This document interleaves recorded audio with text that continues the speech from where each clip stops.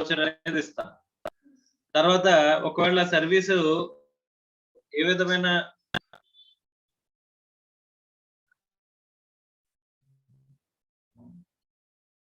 So ఈ service కానీ goods కానీ మనం ఇవ్వకపోతే ఎనీ కాంట్రాక్ట్ క్యాన్సిల్ అయిపోవడం వల్లనో లేకపోతే మనం అనుకున్న అగ్రిమెంట్ క్యాన్సిల్ అయిపోవడం వల్లనో మనం సప్లైస్ చేయలేకపోతే వాటిని ఏం చేయాలి, అమౌంట్ ని రిఫండ్ చేయాలని చెప్పేసి అన్నారు. ఆ రిఫండ్ వౌచర్ అనేది ఎలా ఉంటుందో మనం చూసాం, అందులో పర్టికులర్స్ కూడా మనం చూసాం. నెక్స్ట్ ఆస్పెక్ట్ వచ్చేసరికి invoice and payment voucher. Okay, the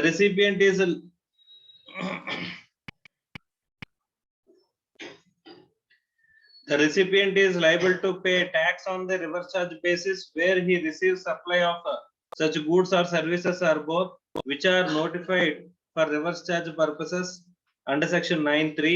Such supplies can be received from a registered person, registered or unregistered supplier. మనం రివర్స్ ఛార్జ్ బేసిస్ లో మనం ట్యాక్స్ కట్టాలనుకో, అప్పుడు మనం ఏంటమ్మా రిసిపియంట్ గా మనం ట్యాక్స్ కడతాము. మనం తీసుకునేది 9(3) అంటే రిజిస్టర్డ్ పర్సన్స్ దగ్గర నుంచి మనం రివర్స్ ఛార్జ్ లో క్యాలిక్యులేట్ చేసేది. 9(4) అంటే అన్రిజిస్టర్డ్ పర్సన్స్ దగ్గర నుంచి మనం కలెక్ట్ చేసుకున్నప్పుడు రివర్స్ ఛార్జ్ లో మనం కట్టాలి. Okay, further a builder or promoter is required to pay GST on reverse charge basis under 9(4) in one or more of the following cases.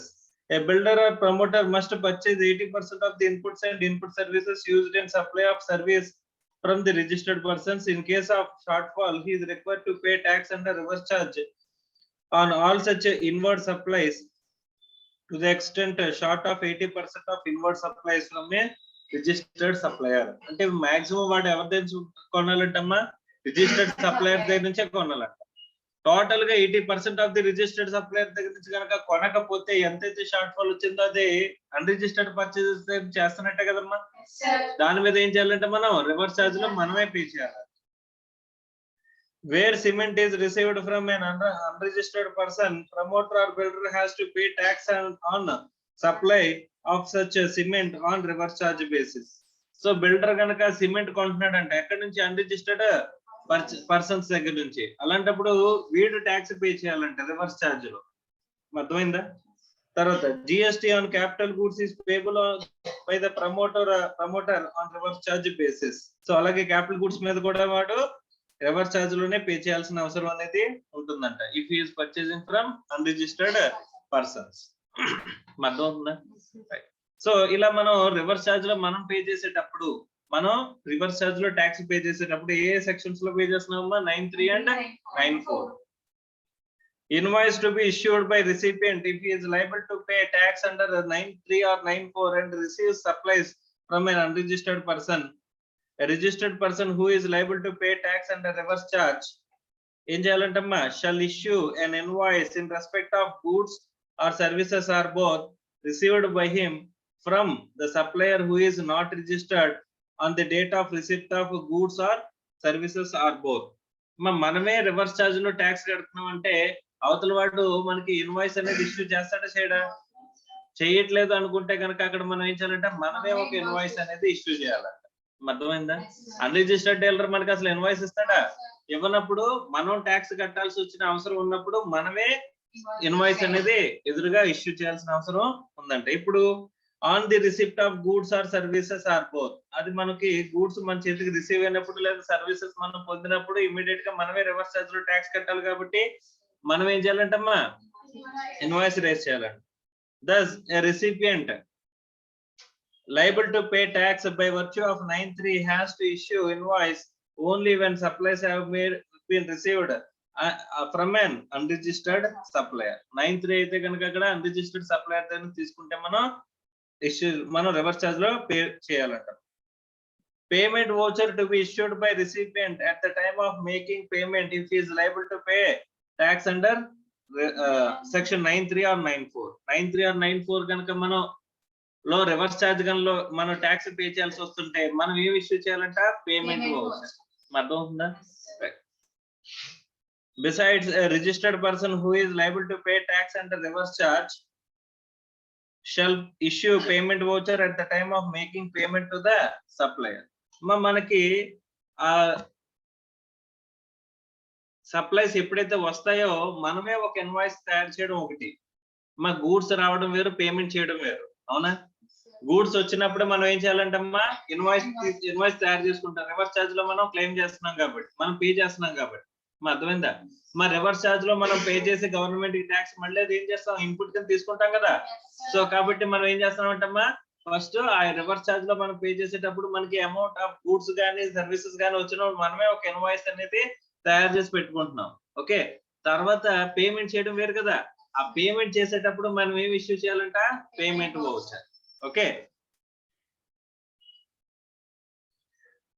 ఆ పేమెంట్ వౌచర్ లో ఉన్న పర్టికులర్స్ ఏముంటాయి చూడండి. Name, address and GSTN number of the registered supplier, serial number.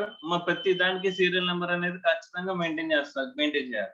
So అది receipt voucher అయినా, refund voucher అయినా, payment voucher అయినా, invoice అయినా ప్రతి చోట ఏమొచ్చిందమ్మా, సీరియల్ నెంబర్ అనేది వచ్చింది. ఓకే, తర్వాత date of issue, name, address and GST number of the recipient. Recipient యొక్క జిఎస్టీ నెంబర్ ఉంటే ఆ జిఎస్టీ నెంబర్ తీసుకోమంటున్నాడు. Description of the goods or services, amount paid, rate of tax, amount of tax payable, place of supply along with the name, state code, etc. signature. ఇవన్నీ కూడా మనం mention చేస్తూ మనం ఏం చేయాలంటే అమ్మా, పేమెంట్ వౌచర్ అనేది ఇష్యూ చేయాలి. మనకి ఎగ్జామ్ లో అడిగే అవకాశం ఉంటది. ఏమిటి, payment voucher should contain what, payment voucher, refund voucher, లేకపోతే రిసీట్ వౌచరు, ఏమేమి కంటెంట్స్ ఉండాలి, ట్యాక్స్ ఇన్వాయిస్ లో ఏ కంటెంట్స్ ఉండాలి, ఇవన్నీ కూడా మనకి ఒక్కొక్కటికి అడిగే అవకాశం అనేది ఉంటుందమ్మా. అర్థమైందా?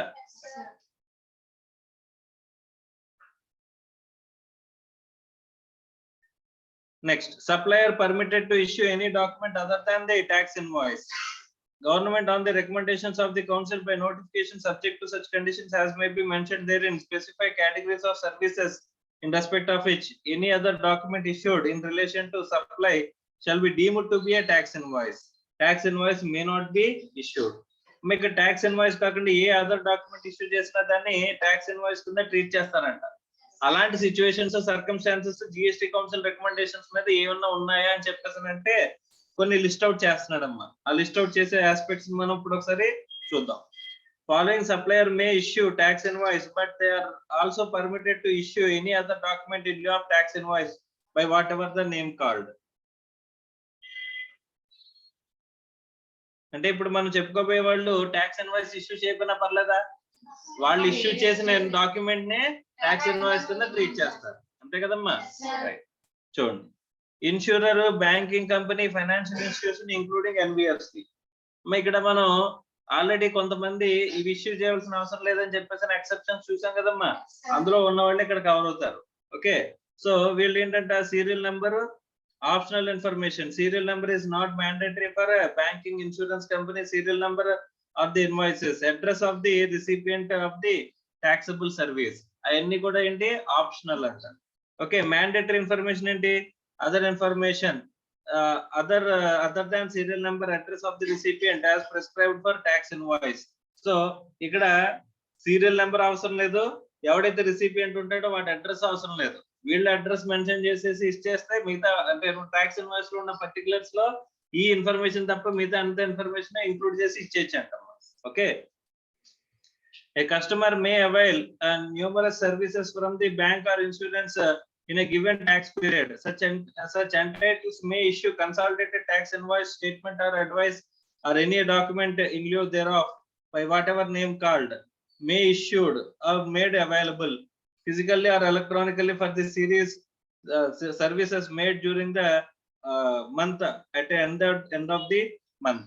ఇప్పుడు మీకు బ్యాంక్ ఛార్జెస్ వేస్తారా, బ్యాంక్ ఛార్జెస్ వేస్తే దానికి మరి బ్యాంక్ ఏం చేస్తున్నట్టు, మీకు మీ మీద ట్యాక్స్ అనేది లివీ చేస్తున్నట్టే కదా.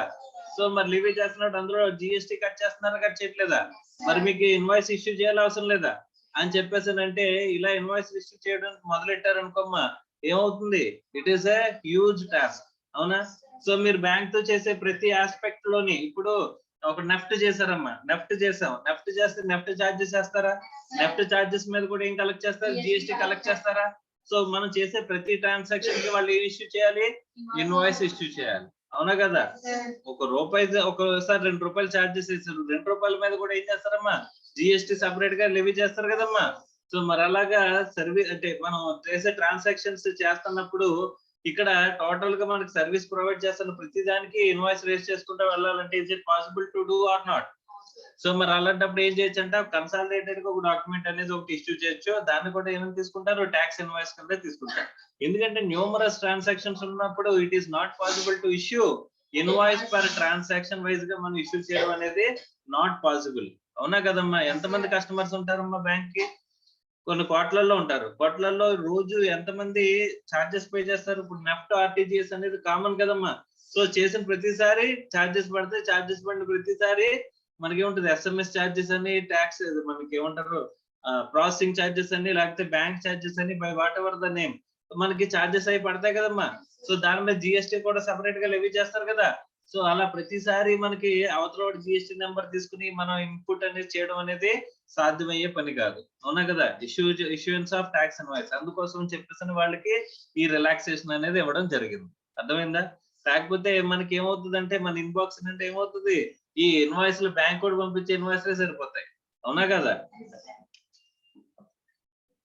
However, the signature or a digital signature of the suppliers authorized representation shall not be required in case of issuance of consolidated tax invoice in any other document in lieu of thereof. అంటే signature కూడా అవసరం లేదంట. Okay, so signature గానీ digital signature గానీ పెట్టాలని చెప్పేసి పెట్టాడు అనుకోమ్మా, ఎంతమంది కనబడతారు, ఎన్ని సిగ్నేచర్స్ అనేది చేస్తారు, ఆథరైజ్డ్ పర్సన్స్ అని చెప్తారు. సో కాబట్టి మంత్ అంతటికి కలిపి ఈ మంత్ లో టోటల్ గా మీకు ప్రొవైడ్ చేసే సర్వీసెస్ ఇవి, దాని మీద మనం కలెక్ట్ చేస్తున్న ట్యాక్సెస్ ఇవి అని చెప్పేసి ఒక కన్సాలిడేటెడ్ ఇన్వాయిస్ కింద మనం ఇష్యూ చేసుకోవచ్చు అంట. అంటే మంత్ అంతటికి కలిపి ఒకటే ఇన్వాయిస్ అనేది రేస్ చేసుకోవచ్చు అంట. అర్థమవుతుందా?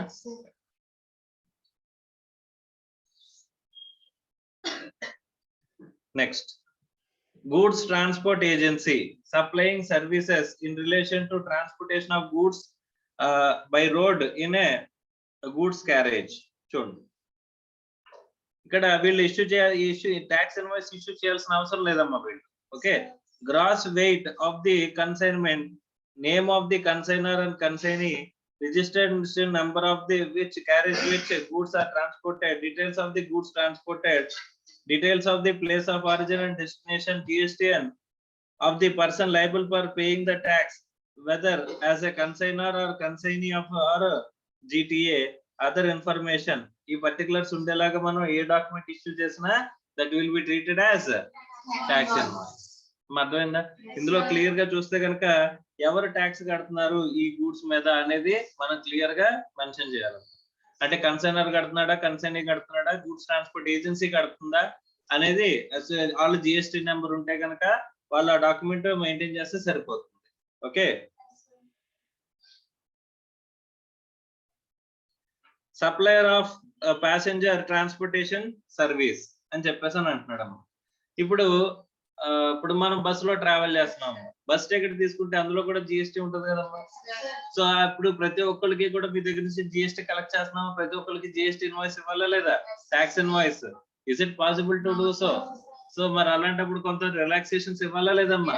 అవతల పర్సన్ అడ్రస్ అయ్యి కనుక్కుని అడ్రస్ అయ్యి మెన్షన్ చేయాల్సిన అవసరం ఉంటుందా ఉండదా ట్యాక్స్ ఇన్వాయిస్ లో?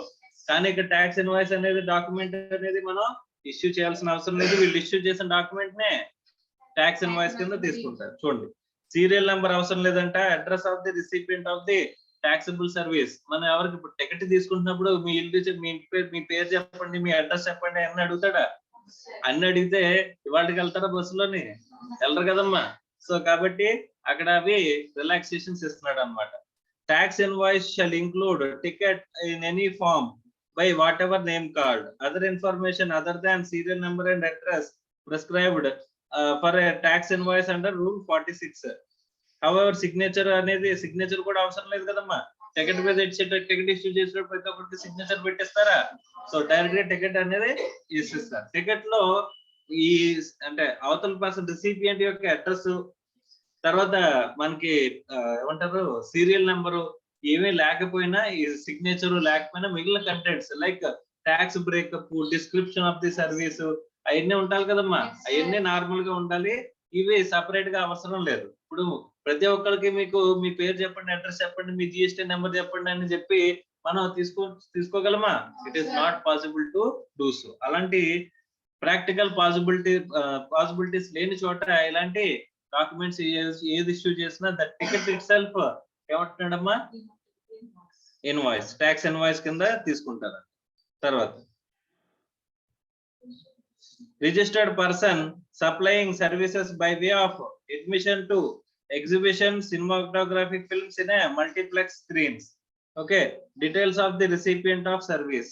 సో ఇప్పుడు మీరు సినిమా టికెట్ తీసుకోవడానికి వెళ్తే మీ పేరు చెప్పండి, అడ్రస్ చెప్పండి అని చెప్పేసి అడ్రస్ అంతా అడుగుతాడా, టికెట్ ఇస్తాడా? సో మరి అందులో కూడా జిఎస్టీ ఉంది కదా, అందులో కూడా మీరు జిఎస్టీ కడుతున్నారు కదా, అక్కడ కలెక్ట్ చేస్తున్నాడు కదా, కలెక్ట్ చేసిన ప్రతి చోట మనం ట్యాక్స్ ఇన్వాయిస్ అనేది ఇష్యూ చేయాలి కదా.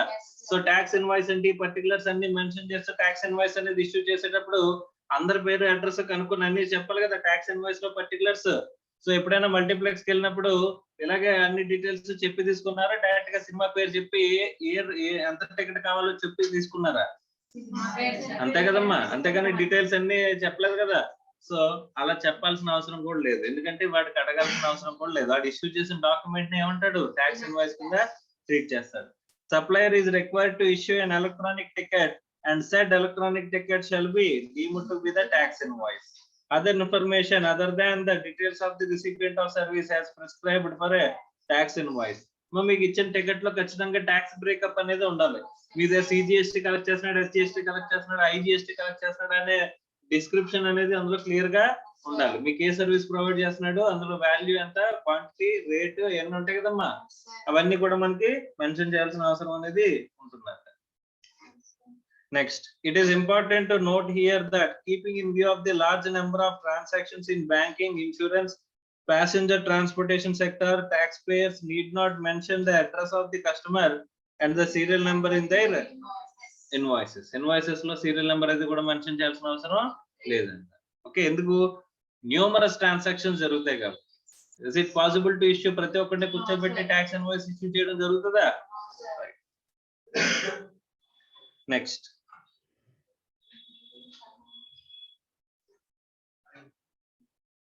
ఏంటంటమ్మా? Delivery challan. Rule 55 specifies the invoice, the cases where at the time of removal of the goods or goods may be removed on the delivery challan and invoice may be issued after the delivery. This provides the following table. అంటే మనకి delivery challan ద్వారా కూడా మనం goods ని, movement of the goods ని తీసుకెళ్లొచ్చు. Okay, అది కొన్ని cases లో మాత్రమే.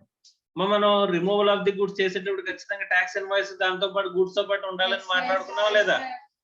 ఎట్ ద టైమ్ ఆఫ్ అంటే మూవ్మెంట్ ఆఫ్ ది గూడ్స్ అంటే removal of the goods time లోనే మనం ట్యాక్స్ ఇన్వాయిస్ రేస్ చేయాల్సిన అవసరం ఉందా లేదా? కానీ కొన్ని కేసెస్ లో ట్యాక్స్ ఇన్వాయిస్ బదులు ఏం చేయొచ్చంట, ముందు డెలివరీ చలాన్ తో ట్రాన్స్పోర్టేషన్ చార్జ్ చేసేయచ్చంట. ఓకే, ఆ తర్వాత ట్యాక్స్ ఇన్వాయిస్ అనేది ఇష్యూ చేసుకోగలిగిన కేసెస్ ఇక్కడ మనకి మాట్లాడుతున్నాడు. చూడండి, supply of liquid gas where the quantity at the time of removal from a place of business of the supplier is not known. Okay, so supply of liquid gas అనేది ఏదైతే ఉంటుందో దాన్ని quantity at the time of removal మనకి place of business అనేది మనకి ఎవరికి supplier ఎవరికి చేస్తాం అనేది మనకి తెలియదంట. ఓకే, సో అలాంటప్పుడు తర్వాత transportation of goods for job work, transportation of goods for reasons other than by way of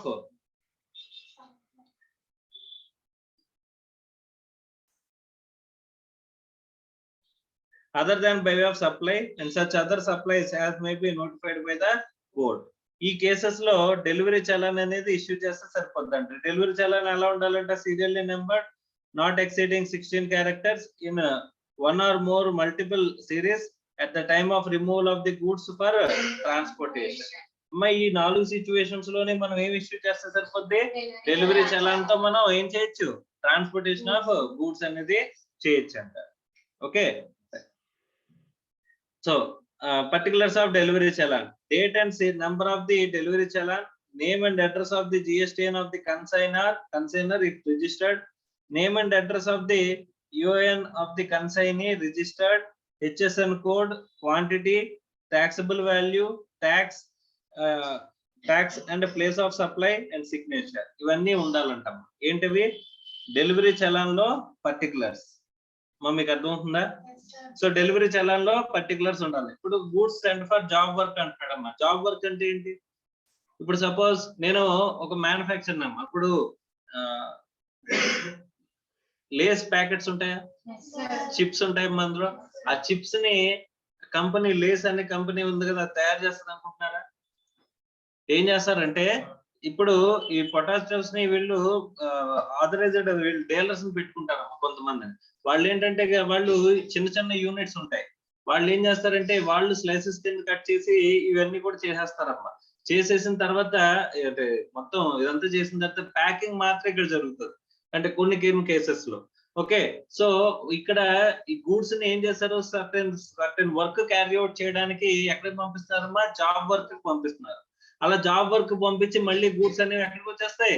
ఆ జాబ్ వర్క్ కంప్లీట్ అయిపోగానే మళ్ళీ అక్కడ మన దగ్గరకు వస్తాయి, లేదా డైరెక్ట్ గా కస్టమర్ కి అక్కడ నుంచే డెలివరీ అయిపోతాయమ్మా సర్టెన్ కేసెస్ లో. మరి అలాంటప్పుడు మనం అక్కడ గూడ్స్ పంపిస్తున్నాం కదా, అక్కడైనా ట్యాక్స్ ఇన్వాయిస్ ఇష్యూ చేస్తున్నామా? ట్యాక్స్ ఇన్వాయిస్ ఇష్యూ అంటే వాళ్ళకి ఏమైనా అమ్మేస్తున్నామా? మనం అమ్మట్లేదు కదమ్మా. అలాంటప్పుడు ఏం చేయాలంట? డెలివరీ చలాన్ ద్వారా మనం పంపించచ్చు అంట గూడ్స్. అర్థమవుతుందా? రైట్, అక్కడికి డెలివరీ చలాన్ ద్వారా పంపించి ఆ తర్వాత అక్కడ నుంచి ఎవరికైతే పంపిస్తాం అక్కడ నుంచి మనం ట్యాక్స్ ఇన్వాయిస్ అనేది ఇష్యూ చేస్తాం. అర్థమవుతుందా?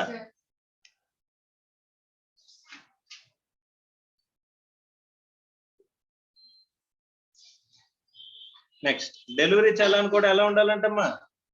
Delivery challan in triplicate. Triplicate అంటే కన్సైనీ, ట్రాన్స్పోర్టర్, కన్సైనర్, మొత్తం ముగ్గురికి కూడా 3 డాక్యుమెంట్స్ కింద ఉండాలి. Okay, declaration in e-way bill where the goods are being transported on a delivery challan in lieu of invoice, the same shall be declared in e-way bill. e-way bill లో కూడా మనం ఏం చేయాలమ్మా? మనం ఇన్వాయిస్ ద్వారా పంపిస్తున్నావా, delivery challan ద్వారా పంపిస్తున్నావా అనే options ఉంటాయమ్మా. అందులో మనం డెలివరీ చలాన్ ద్వారా పంపిస్తున్నామంటే ఈ 4 కేసెస్ లో కవర్ అయితే, 4వది ఇంకా ఏమైనా చెప్తేనే చెప్పేసాను అన్నాడు. పైన ఉన్న 3 కేసెస్ లోనే కవర్ అయితే కనుక అప్పుడు మనం ఏం చేయాలి? ఇక్కడ ఈ-వే బిల్ లో డెలివరీ చలాన్ తో నేను చేస్తున్నానని చెప్పేసి మనం క్లిక్ చేసి మన ఆప్షన్ సెలెక్ట్ చేసి ఏం చేయాలి? సబ్మిట్ చేయాలమ్మా e-way bill. Tax invoice to be issued after the delivery of the goods. ముందు మనం డెలివరీ ఆఫ్ ది గూడ్స్ ఇచ్చిన తర్వాత మనం ఏం చేస్తున్నామమ్మా? తర్వాత ట్యాక్స్ ఇన్వాయిస్ అనేది ఇష్యూ చేస్తున్నాం అంట. ఓకే,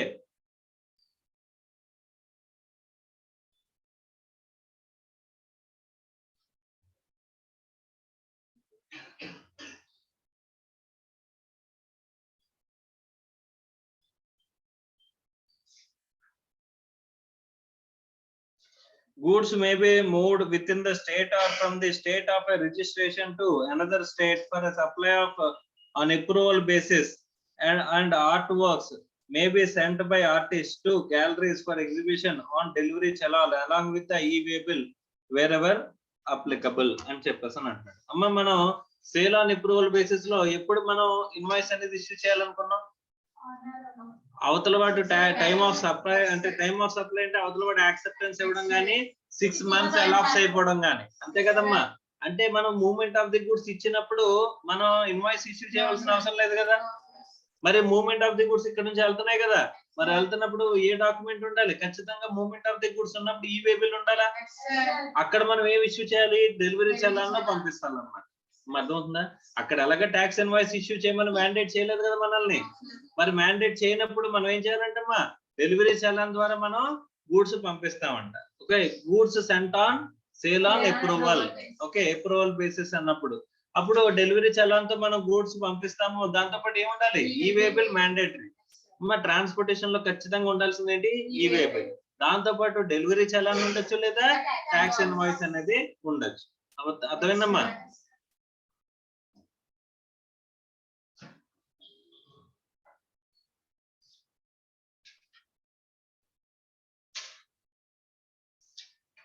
సో నెక్స్ట్ మన టాపిక్ ఏంటంటే credit note and debit note.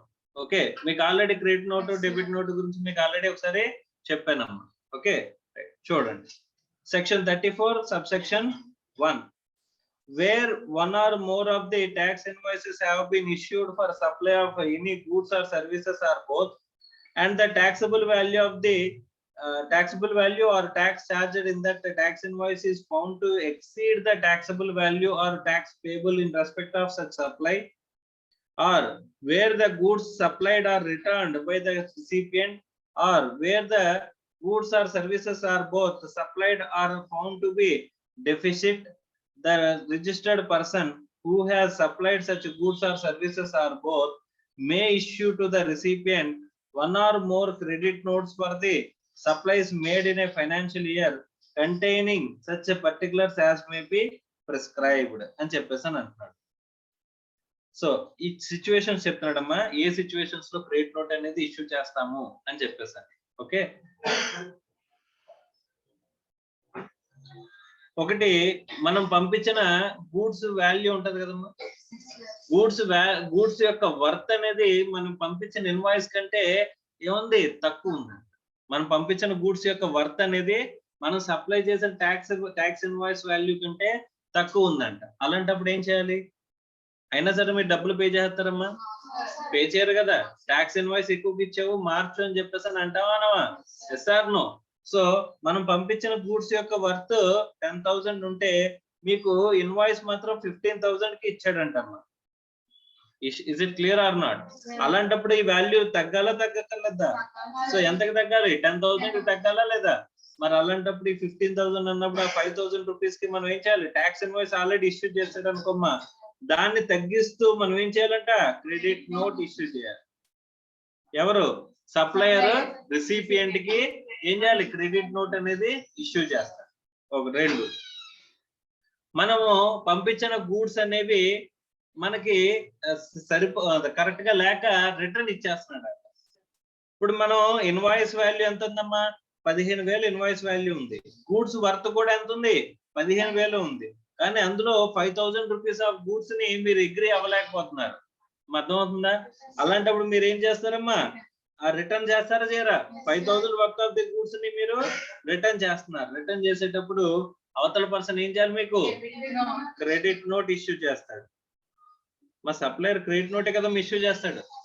మీరు నాకు, ఇప్పుడు నేను మీకు సప్లయర్ అనుకోమ్మా, అంటే నేను మీకు సేల్ చేస్తున్నాను. ఓకే, మీరు గూడ్స్ పంపించిన తర్వాత నాకు ఈ గూడ్స్ బాగాలేవు అని చెప్పేసి మీరు రిటర్న్ ఇచ్చేస్తున్నారు నాకు. అలాంటప్పుడు నేను ఇష్యూ చేసే డాక్యుమెంట్ ఏంటి? క్రెడిట్ నోటే కదమ్మా. Yes or no?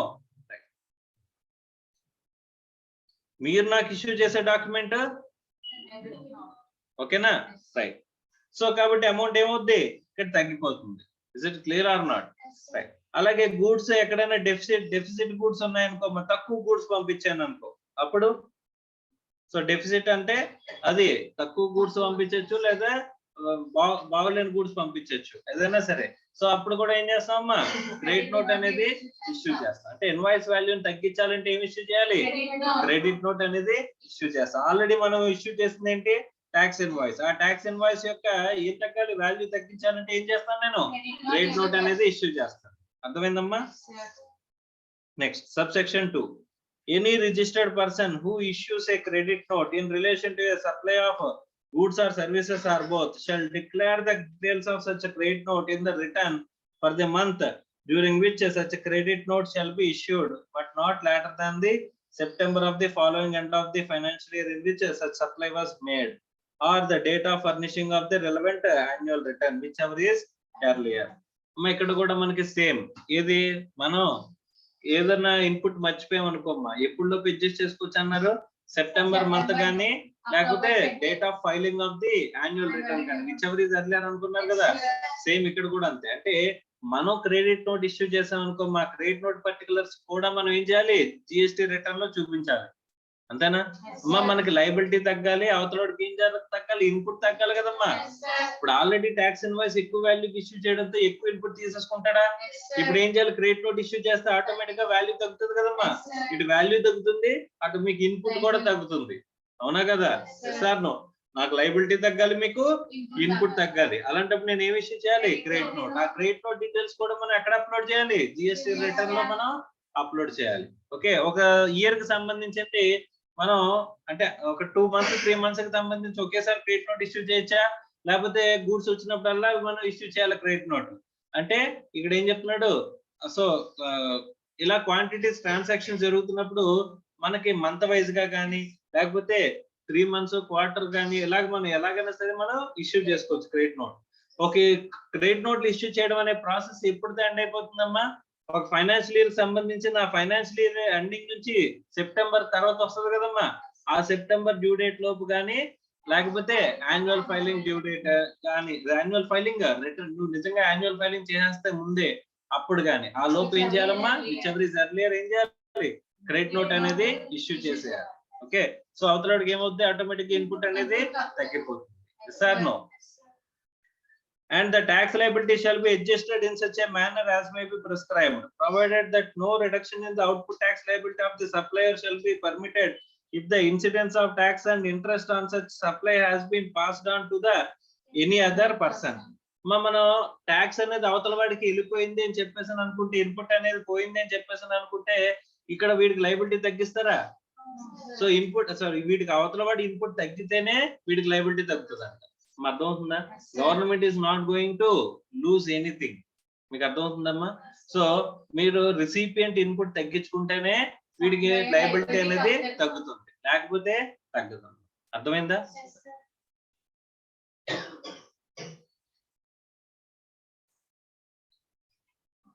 Next, where one or more tax invoices have been issued for supply of goods or services or both, and the taxable value of tax charged in that tax invoice found to be less than the taxable value of tax payable in respect of such supply, the registered person who has supplied such goods or services or both shall issue the recipient one or more debit notes for supplies made in a financial year containing such particulars as may be prescribed అని చెప్పేసి అంటున్నాడు.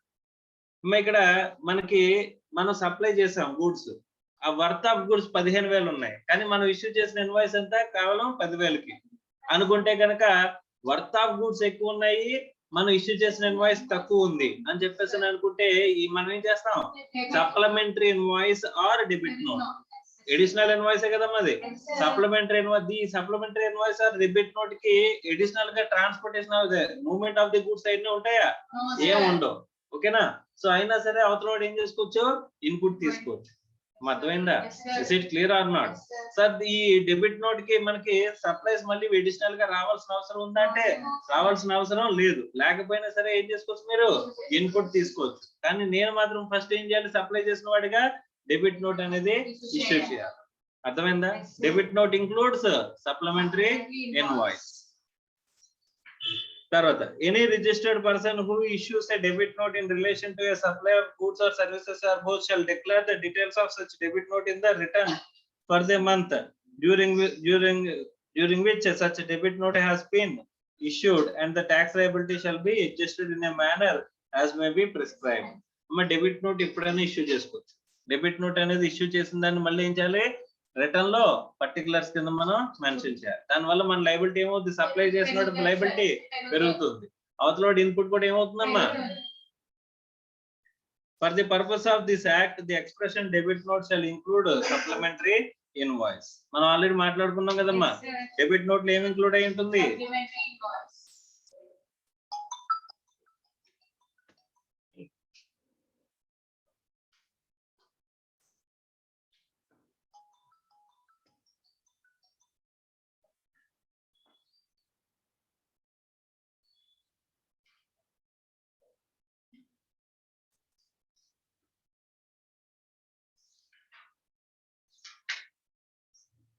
Next particulars of the debit note and credit note అని చెప్పేసి అంటున్నాడమ్మా. there is no prescribed format but the credit note and debit note issued by supplier must contain the following particulars: name and address of the supplier, name of the document, constitutive serial number, date of issue of document, name and address of the GSTN, తర్వాత name and address of the recipient and place of the address of delivery, తర్వాత serial number and date of the corresponding invoices. ఇది important అమ్మా. మనం credit note issue చేస్తున్నాం అనుకో, దేనికి against గా, ఏ invoice కి అగ్నెస్ట్ గా క్రెడిట్ నోట్ ఇష్యూ చేస్తున్నాం అంటే దేని ఏ ఇన్వాయిస్ వాల్యూలో నుంచి ఎంత తగ్గాలి అని చెప్పేసి చూడాలి కదమ్మా. అలాగే డెబిట్ నోట్ ఇష్యూ చేస్తున్నాం అంటే ఏ ఇన్వాయిస్ కి అగ్నెస్ట్ గా మనం ఏం చేస్తున్నాం, డెబిట్ నోట్ ఇష్యూ చేస్తున్నాం, దానివల్ల వాల్యూ అనేది పెరుగుతుంది, లయబిలిటీ అనేది పెరుగుతుంది. అవతల వాడికి ఏ ఇన్వాయిస్ కి ఎగ్నెస్ట్ గా మనకి ఇన్పుట్ అనేది తగ్గాలి అని చెప్పే పర్టికులర్స్ చెప్పాలంటే పాత పర్టికులర్స్ ని మనం మెన్షన్ చేయాలా లేదా? Debit note and credit note should contain a document కి అగెనెస్ట్ గా మనం ఇచ్చేస్తున్నాం అని చెప్పేసి ఉండాలంటారు. తర్వాత value of taxable supply of goods or tax, amount of tax created, తర్వాత సిగ్నేచర్, ఇవన్నీ కూడా పర్టికులర్స్ మనకి ఉండాలంట. ఓకేనా? Is it clear or not? So ఒక్కసారి ఈ అనాలిసిస్ అనేది చదవండి.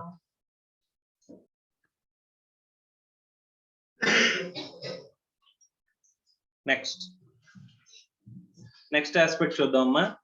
ప్రొహిబిషన్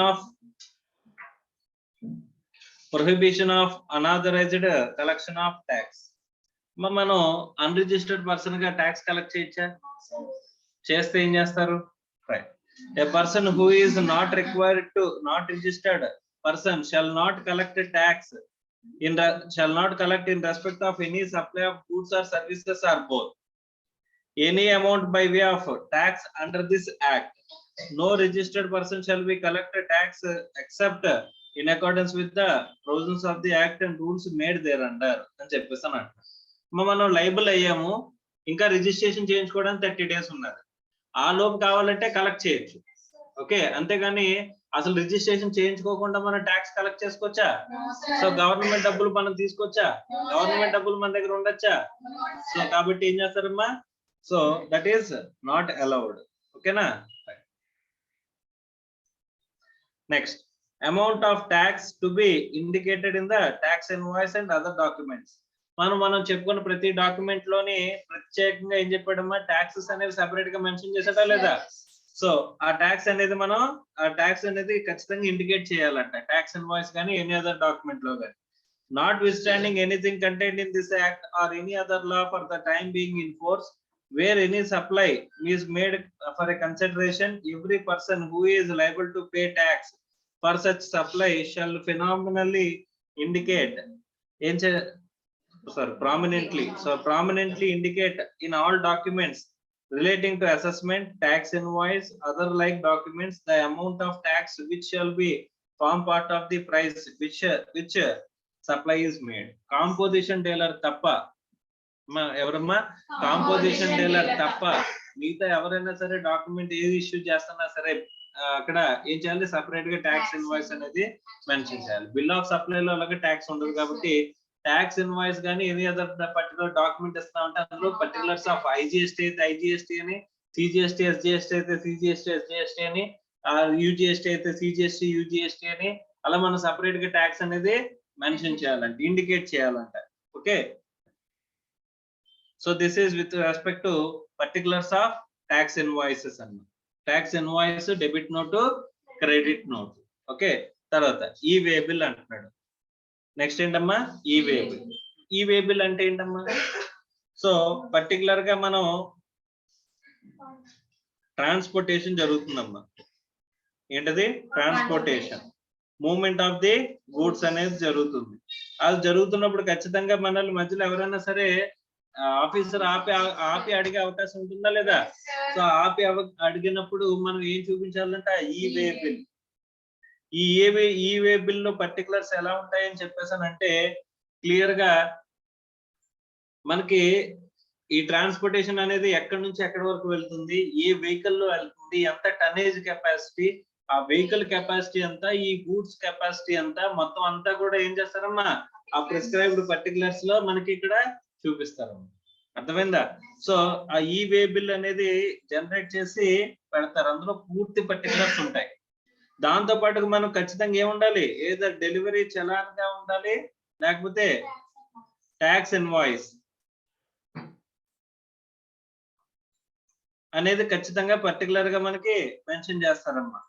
ఈ వే బిల్ అనేది వర్త్ ఆఫ్ గూడ్స్ 50,000 కంటే తక్కువ ఉందనుకోమ్మా, అప్పుడు ఈ వే బిల్ అనేది లేకపోయినా ప్రాబ్లం లేదు. కానీ 50,000 వర్త్ ఆఫ్ గూడ్స్ కంటే దాటింది అంటే కనుక ఖచ్చితంగా ఏముంటది? ఈ వే బిల్ అనేది జనరేట్ చేయాలి. ఓకే, ఈ వే బిల్ జనరేట్ చేస్తే ఆ గూడ్స్ యొక్క పర్టికులర్స్ అన్ని డిపార్ట్మెంట్ కి తెలుస్తా తెలియవా? సో మధ్యలో ఎవరైనా ఆపకపోయినా సరే ముందు డీటెయిల్స్ అనేది తెలుస్తా తెలియవమ్మా.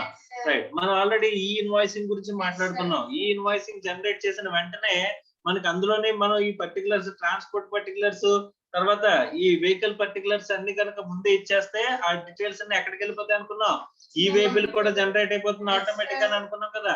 మనం 3 పోర్టల్స్ గురించి మాట్లాడుకున్నాం, ఈ వే బిల్ పోర్టల్, ఈ GST return portal, GST portal and e invoicing portal. E invoicing portal లో కనుక మనం అప్డేట్ చేస్తే జిఎస్టి పోర్టల్ లోనే వస్తుంది, తర్వాత ఈ ఇన్వాయిసింగ్ పోర్టల్ లో కూడా వచ్చేస్తుంది. జిఎస్టి పోర్టల్ లో జిఎస్టిఆర్ 1 లో మనకి డైరెక్ట్ గా రిఫ్లెక్ట్ అవుతుందని చెప్పేసి మనం మాట్లాడుకున్నాం. గుర్తుందా సార్? నో. సో అలాగా ఇక్కడ ఈ ఇన్వాయిస్, ఈ వే బిల్ అనేది ట్రాన్స్పోర్టేషన్ లో మనకి ఖచ్చితంగా మూవ్మెంట్ ఆఫ్ ది గూడ్స్ జరుగుతున్నప్పుడు ఖచ్చితంగా ఏముంటదమ్మా, వే బిల్ అనేది ఉంటుంది. ఎక్కడి నుంచి ఎక్కడికి వెళ్తుంది సార్? నేను థర్డ్ పార్టీకి డెలివరీ ఇస్తున్నాను. ఇప్పుడు ఏ అనే డీలర్ బి అనే డీలర్ కి గూడ్స్ అమ్ముతున్నాడమ్మా. ఓకే, బి అనే డీలర్ ఎవరమ్మా, రాజమండ్రిలో ఉంటాడంట. ఓకే, సో ఇక్కడ ఏ అనేవాడు ఎక్కడ ఉంటాడంట, ఏలూరులో ఉంటాడంట. ఓకే, ఇప్పుడు బి అనేవాడు సి అనేవాడికి అమ్మేసాడంట. సి ఎవరమ్మా, విజయవాడ.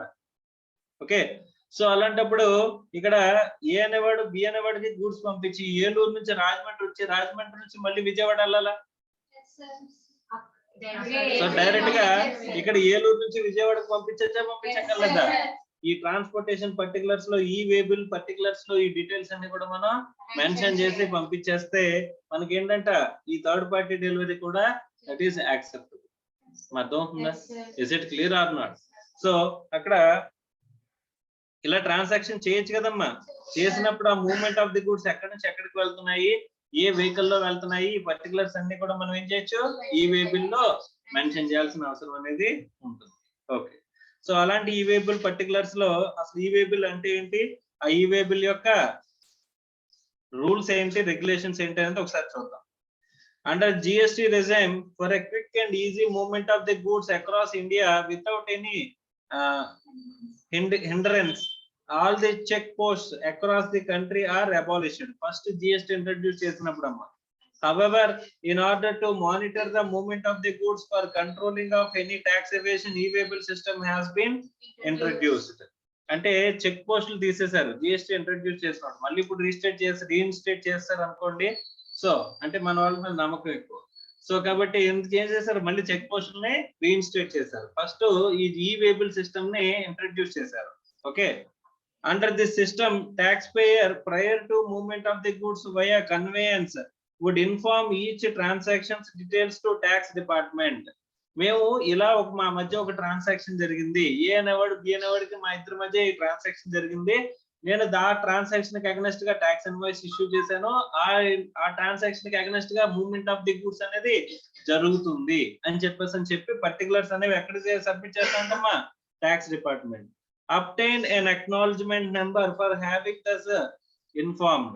సో దానికి మనం ఈ వే బిల్ జనరేట్ చేస్తే మనకి ఏం చేస్తారంటే అక్నాలెడ్జ్మెంట్ నెంబర్ ఇస్తారంట. And then use this acknowledgement number as a valid document accompanying the conveyance carrying goods carry చేస్తున్నప్పుడు మనం ఏం చేస్తారమ్మా, మనకి ఈ వే బిల్ జనరేట్ చేసినప్పుడే మనకి వ్యాలిడిటీతో పర్టికులర్స్ ఇస్తాడమ్మా. ఈ వే బిల్ ఇక్కడ నుంచి మీరు ముంబై వెళ్ళాలనుకోమ్మా, ముంబై వెళ్ళాలంటే 2 days పడుతుంది అనుకోండి ఇక్కడ నుంచి, సపోజ్ ఎగ్జాంపుల్ కి ఆ 2 days కి వ్యాలిడిటీ ఉండేలా ఈ వే బిల్ జనరేట్ చేస్తారమ్మా. అర్థమవుతుందా? సో ఆ డాక్యుమెంట్ యొక్క నెంబర్ ఉంటది కదా, ఆ నెంబర్ అనేది వ్యాలిడిటీ అన్నాళ్ళు ఆ 2 days ఉంటది. ఆ 2 days లో మనం ఒకవేళ ఏది అదర్ రీజన్ వల్ల మనం ట్రాన్స్పోర్టేషన్ చేయకపోతే మనం ఏం చేయాలంట, ఎక్స్టెన్షన్ చేయించుకోవాలంట. అర్థమవుతుందా? అంటే అడిషనల్ పర్మిషన్ తీసుకోవాలన్నమాట. The idea is that taxpayer made to upload the details of each transaction to a common portal through the internet, and once uploaded, the common portal would automatically generate a document which can be tracked and verified easily by the stakeholders. Okay. Statutory requirement. Section 68 stipulates the government may require a person in charge of a conveyance carrying any consignment of the goods value exceeding such an amount as may be specified to carry with him the documents of such devices as may be prescribed. Rule 138 prescribes e-way bill of a document, e-way bill as a document to be carried for the consignment of goods and certain prescribed cases అని చెప్పేసి అంటున్నాడు. ఇక్కడ certain value of the certain amount దాటితే కనుక మనం ఖచ్చితంగా maintain చేయాలని చెప్పేసి అన్నారు కదా మా అమౌంట్ ఎంత 50,000. What is e-waybill? A waybill is a receipt or document issued by a carrier giving details and instructions relating to the shipment of consignment of goods, and the details include name of the consignor, consignee, point of origin consignment and its destination and route. ఎవరు పంపిస్తున్నారు, ఎవరికి పంపిస్తున్నారు, route ఏంటి, తర్వాత మనకేంటమ్మా destination ఏంటి, origin ఏంటి, ఎక్కడ origin start అవుతుంది, ఎక్కడ డెస్టినేషన్ ఎండ్ అవుతుంది, ఈ పర్టికులర్స్ అన్ని కూడా వెళ్ళే రూట్ కూడా చెప్పాలండి. వెళ్ళే రూట్ కూడా మనం డీటెయిల్స్ లో మెన్షన్ చేయాలి. Electronic way bill is a compliance mechanism wherein by way of digital interference of the person causing the movement of the goods uploads the relevant information prior to the commencement of the movement of the goods and generates e-way bill on the GST portal. In other words, e-way bill is an electronic document generated on a GST portal evidencing the movement of the goods. ఖచ్చితంగా movement of the goods జరుగుతుందంటే మనం ఏం చేయాలమ్మా, e-way bill ఎక్కడ నుంచి generate చేయాలి, మనం e-way bill generate చేయొచ్చా, ఆ పోర్టల్ లో మాత్రమే e-way bill జనరేట్ చేసి మనం సబ్మిట్ చేయాలి. అప్పుడు మాత్రం ఎవరికి వెళ్తుంది, ఇన్ఫర్మేషన్ ట్యాక్స్ డిపార్ట్మెంట్ కి వెళ్తుందమ్మా. అర్థమైందా?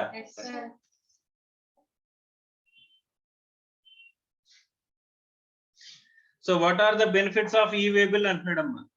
So physical interference to pave way for digital interference resulting elimination of the state boundary check post. It will facilitate faster movement of the goods. అంటే ప్రతి చెక్ పోస్ట్ దగ్గర ఆపాల్సిన అవసరం లేదమ్మా.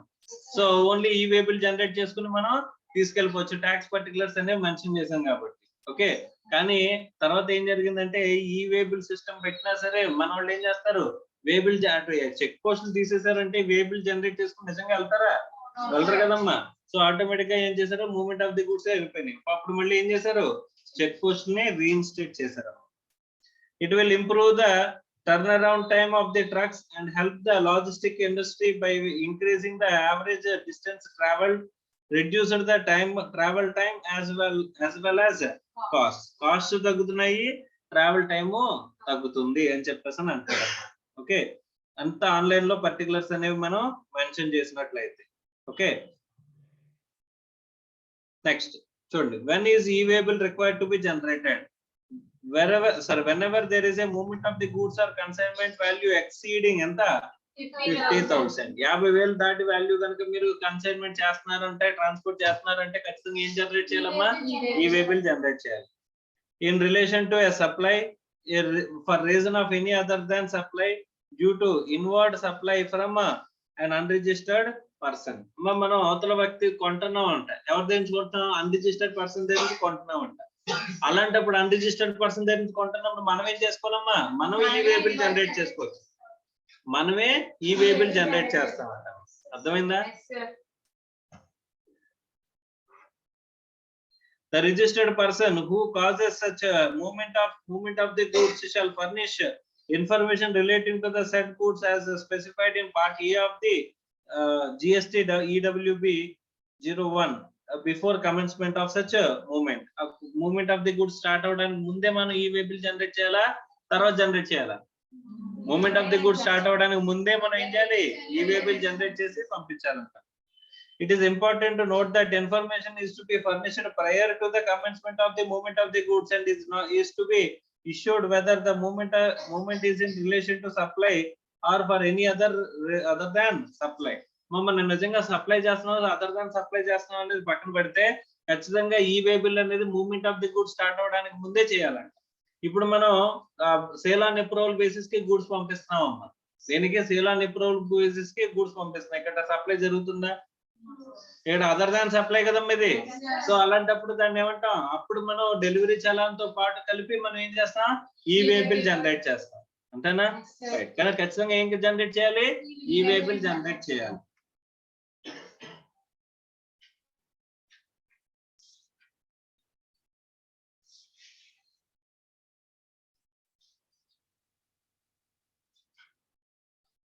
నెక్స్ట్ చూడండి, special situations where e-way bill needs to be issued even if the value of the consignment is less than 50,000. 50,000 కంటే తక్కువ ఉన్నా సరే మనం ఈ వేబుల్ ఖచ్చితంగా జనరేట్ చేయాల్సిన కేసెస్.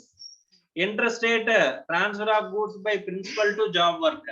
ఒక స్టేట్ నుంచి ఇంకో స్టేట్ కి జాబ్ వర్క్ బేసిస్ లో కనుక మనం గూడ్స్ వెళ్తున్నాయి అని చెప్పేసి అనుకుంటే లెస్ దాన్ 50,000 అయినా సరే మనం ఏం చేయాలంటమ్మా?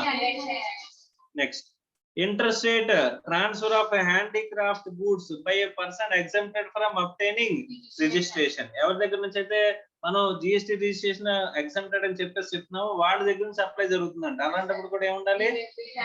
ఎవరైతే రిసిపియెంట్ ఉంటారో వాళ్ళు చేస్తారమ్మా. ఓకేనా? Next,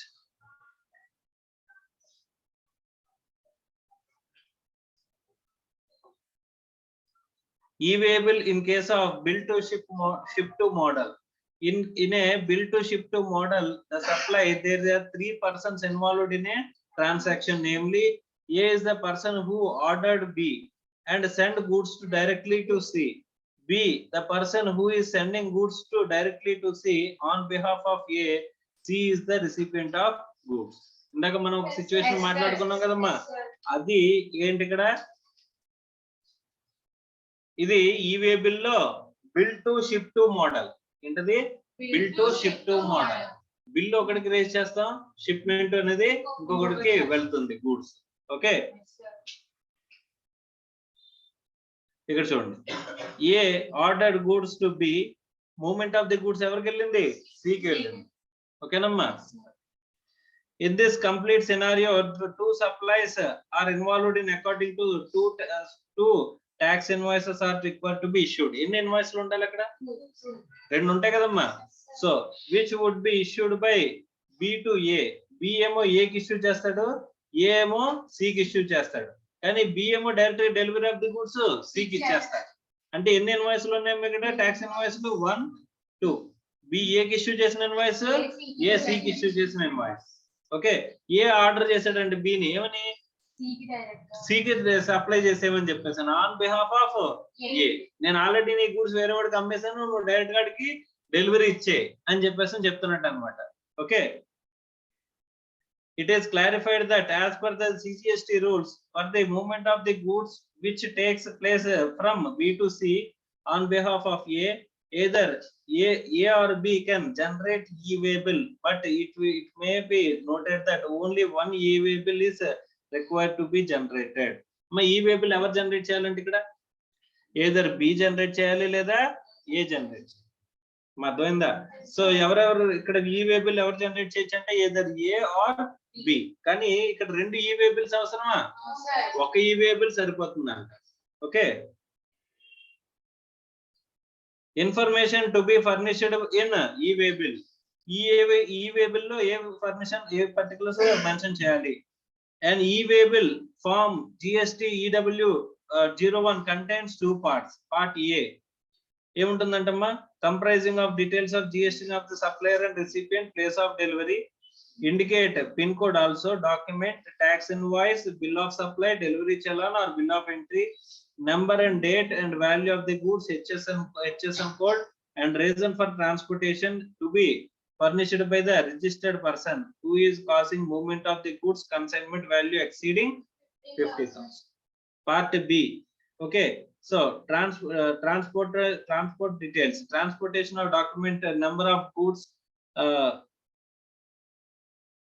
transportation document number, goods receipt number or railway receipt number or railway bill or bill of lading number and vehicle number in case of transport by road to be furnished by person who is transporting the goods. ఇవన్నీ particulars part B లో ఉంటాయంట. ఓకేనా?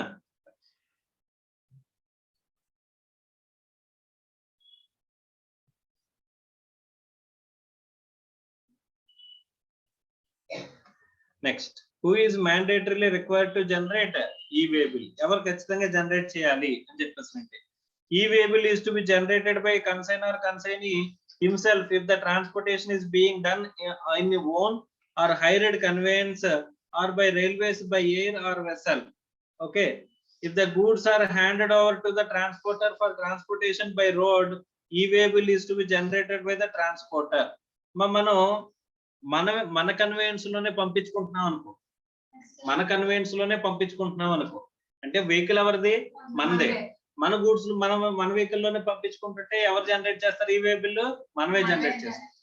Transporter కి ఇచ్చేసాం అనుకో మా goods, అప్పుడు ఎవరు జనరేట్ చేస్తారు? ట్రాన్స్పోర్టర్ జనరేట్ చేస్తారు. Okay, where neither the consignor nor consignee generates e way bill and the value of the goods is more than 50,000, it's the responsibility of the transporter to generate it. అమ్మా ఇప్పుడు unregistered person దగ్గర నుంచి కనుక కొంటున్నాం అనుకో, అప్పుడు recipient ఎవరైతే ఉంటాడో వాడు జనరేట్ చేయాలి ఈ-వే బిల్. ఓకే, ఆ సప్లయర్ వాడు కన్సైన్మెంట్ పంపిస్తున్నాడు వాడు, లేకపోతే రిసిపియంట్ అయినా వీడు జనరేట్ చేయాలి. వీళ్ళిద్దరూ జనరేట్ చేయట్లేదు అనుకో, అప్పుడు ఎవరు జనరేట్ చేయాలంట? ట్రాన్స్పోర్టర్ కూడా లైబిలిటీ అనేది పెట్టాడమ్మా ఇక్కడ. ఓకే,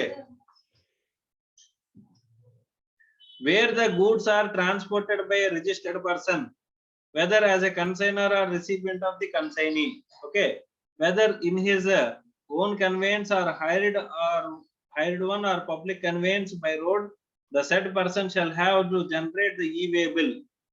కంటే గూడ్స్ అనేది పంపిస్తున్నప్పుడు ఖచ్చితంగా ఏం చేయాలంటమ్మా? ఈ-వే బిల్ జనరేట్ చేయాలి. ఓకే, ఎవరు? కన్సైనర్ అంటే పంపించేవాడు, లేదా అన్రిజిస్టర్డ్ పర్సన్ అనుకుంటే రిసిపియంట్, మనం పంపించేవాడు అన్రిజిస్టర్డ్ పర్సన్ అంటే రిసిపియంట్ కన్సైన్ ఖచ్చితంగా జనరేట్ చేయాలి. అది ఎలా ట్రాన్స్పోర్టేషన్ అనేది?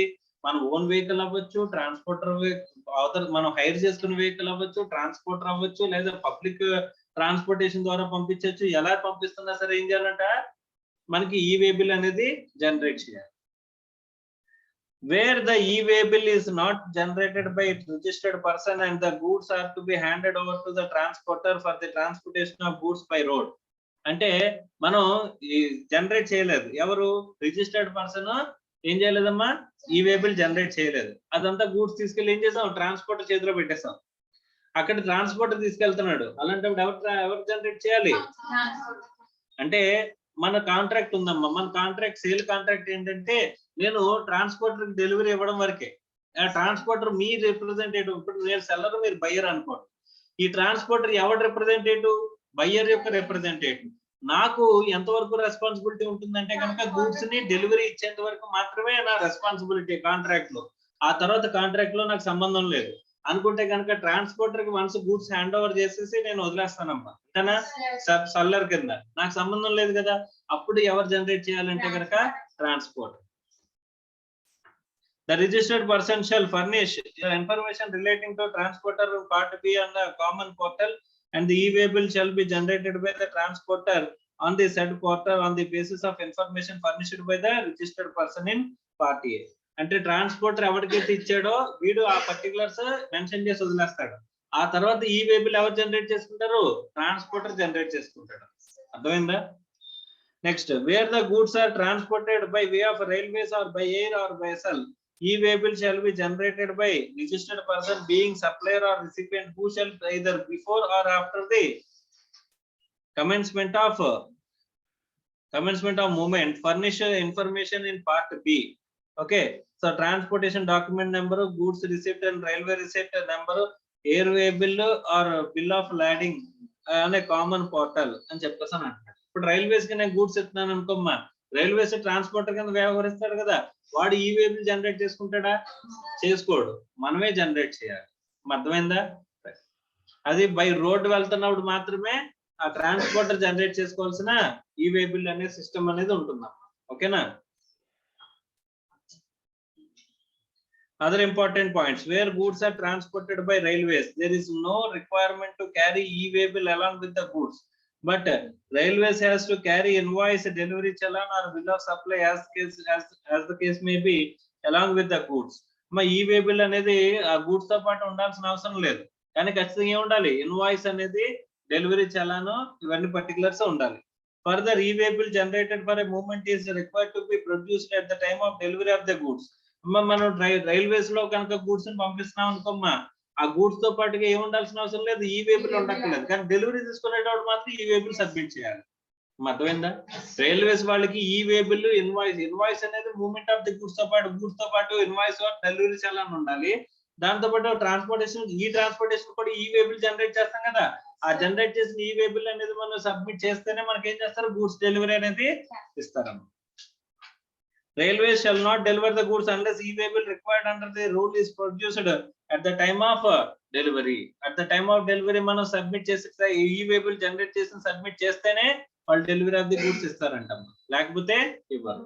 Okay, the registered person or the transporter may at his option generate a carrying a e-way-bill even if the value of the consignment is less than 50,000. less than 50,000 ఉన్నా సరే మనం ఏం చేసుకోవచ్చు, కావాలంటే అక్కడ e-way-bill జనరేట్ చేసుకోవచ్చు. Where the movement is caused by unregistered person either in his own conveyance or hired one or through transporter, he or the transporter may at their option generate e-way-bill generate చేసుకోవచ్చు అని అంటున్నాడు. ఎవరు generate చేయొచ్చు? Transporter కూడా e-way-bill generate చేయొచ్చు if unregistered supplier అయితే కనుక. అర్థమైందా? Where the goods are supplied by an unregistered supplier to a recipient who is registered, the movement shall be said to be caused by such recipient if the recipient is known at the time of commencement of the movement of the goods. అంటే commencement of movement of the goods start అవుతుంది అనుకుంటే కనుక అప్పుడు ఏం చేయొచ్చు, ఈ registered person recipient గా ఉన్నాడు, అన్రిజిస్టర్డ్ పర్సన్ సప్లయర్ గా ఉంటే వీడి e-way-bill జనరేట్ చేసుకోవచ్చు. Okay, when it is not mandatory to furnish the details of conveyance in part B, e-way-bill ఇవ్వాలి కదమ్మా, ఎలా గూడ్స్ అనేవి వెళ్తున్నాయి అని చెప్పేసి అది ఎక్కడెక్కడ ఇవ్వాల్సిన అవసరం లేదు అంటున్నాడు. e-way-bill is valid for movement of the goods by road only when the information in part B is furnished. Part B అనేది ఫర్నిష్ చేస్తేనే e-way-bill అనేది ఏంటి, వ్యాలిడ్ డాక్యుమెంట్. అంటే మూవ్మెంట్ ఆఫ్ ది గూడ్స్ ఎలా వెళ్తుంది ఏంటి అనేది మనకి చెప్పడం అమ్మా, పర్టికులర్స్ ఇస్తేనే అది కరెక్ట్. ఎక్సెప్షన్స్ అంటే ఆ ట్రాన్స్పోర్ట్ పర్టికులర్స్, కన్వీనియన్స్ పర్టికులర్స్ ఇవ్వకపోయినా వ్యాలిడ్ అవుతుంది. అంటే ఇప్పుడు however details of conveyance may not be furnished in part B of the e-way-bill where the goods are transported for a distance up to 50 kilometers within the state or union territory. మన place of origin నుంచి 50 kilometres లోపు కనుక మనం delivery ఇస్తున్నాం అనుకోమా, అలాంటప్పుడు ఏం అవసరం లేదు, e-way-bill జనరేట్ చేయాలి. కానీ కన్వేయన్స్ పర్టికులర్స్ అనేది ఇవ్వాల్సిన అవసరం లేదు. లారీ ఏంటి, ఏ వెహికల్ లో వెళ్తుంది ఏంటి అనే పర్టికులర్స్ అనే కన్వేయన్స్ డీటెయిల్స్ ఇవ్వాల్సిన అవసరం లేదు. ఇప్పటి వరకు 50 kilometres from the place of business of the consignor or the place of business of the transporter for further transportation. From the place of business of the transporter finally to the place of business of the consignee. ఈ మధ్య distance ఎంత 50 kilometres వరకు ఉన్నా సరే మనం ఏం చేయాల్సిన అవసరం లేదు, e-way-bill జనరేట్ చేయాలి. కానీ అందులో conveyance particulars part B particulars అనేవి ఇవ్వాల్సిన అవసరం లేదు. ఎన్ని పార్ట్స్ ఉంటాయి? 2 పార్ట్స్ ఉంటాయి. అందులో ఫస్ట్ వాల్యూ, క్వాంటిటీ, ట్యాక్స్ ఇవన్నీ కూడా ఫస్ట్ పార్ట్ అయితే ఎవరు ట్రాన్స్పోర్ట్, కన్వేయన్స్ ఏంటి, డెస్టినేషన్, ఆరిజిన్ ఇవన్నీ ఉంటాయి కదమ్మా, అవన్నీ పార్ట్ బి. ఆ పార్ట్ బి పర్టికులర్స్ ఇవ్వాల్సిన అవసరం లేని కేసెస్ 50 కిలోమీటర్స్ వరకు ఇవ్వాల్సిన అవసరం లేదు. ఓకేనా?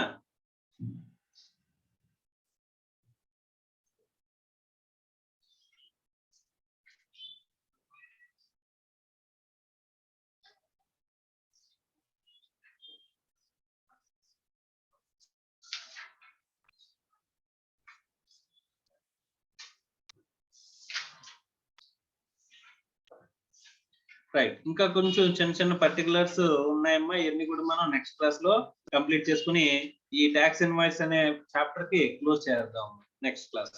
ఓకేనా?